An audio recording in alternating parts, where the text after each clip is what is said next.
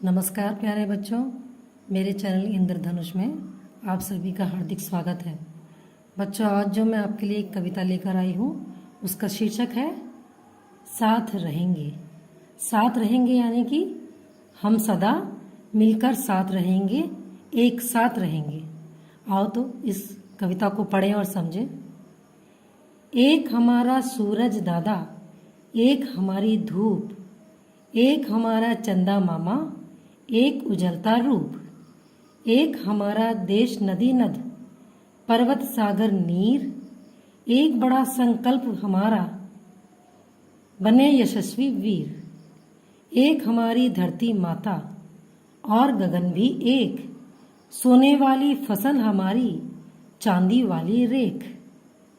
सोच लिया है हम बच्चों ने, सदा रहेंगे साथ, ऐसे काम करेंगे जिनसे ऊंचे होंगे माथ। बच्चों, इस कविता के कवि हैं डॉक्टर तारादत्त निर्विरोध। बच्चों, इस कविता में कुछ कठिन शब्द हैं, उन्हें हम समझेंगे इस प्रकार से।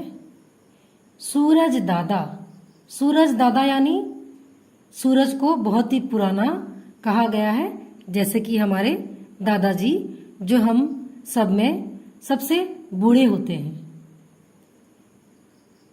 उजलता रूप यानी चमकता हुआ रूप। नदी नद यानी बड़ी नदी, जैसे कि सिंधु नदी, ब्रह्मपुत्र नदी, इस प्रकार की जो बड़ी बड़ी नदियां हैं, सागर समुद्र, इस प्रकार की। नीर यानी पानी। संकल्प यानी विचार। यशस्वी वीर यानी कि सम्मान पाने वाले, विजेता बनना। गगन यानी आकाश।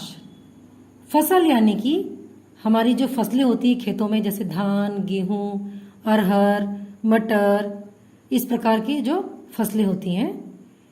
रेख यानी कि रेखा, चांदी की रेखा यानी कि चांदी की बाउंड्री। सदा यानी कि हमेशा। ऊंचे होंगे माथ यानी कि सिर हमारा सदा ऊंचा होगा।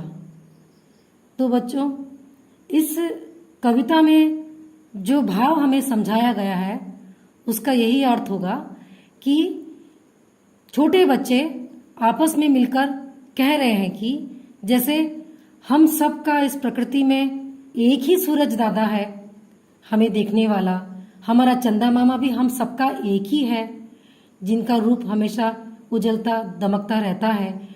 बड़ी बड़ी नदियां वो भी हम सबकी सेम एक ही हैं।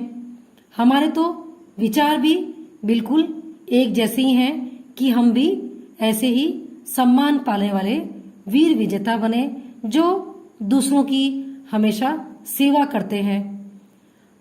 हमारा गगन भी तो एक ही है, आसमान हमारा एक ही तो है, धरती माता भी हमारी एक ही है।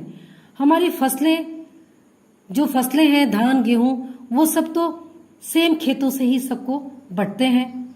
उसी प्रकार से हमने भी ये सोच लिया है कि हम बच्चे सदा साथ रहेंगे, मिलजुल कर एक बन के रहेंगे और ऐसा काम करेंगे जैसे कि इन सभी बड़े बड़े जो अभी हमने इस कविता में पढ़े हैं काम और कार्य हैं, उस प्रकार से हम भी ऐसे ही काम करेंगे जिससे हमारे बड़ों का, हमारे देश का नाम रोशन हो, सबका माथा ऊंचा हो।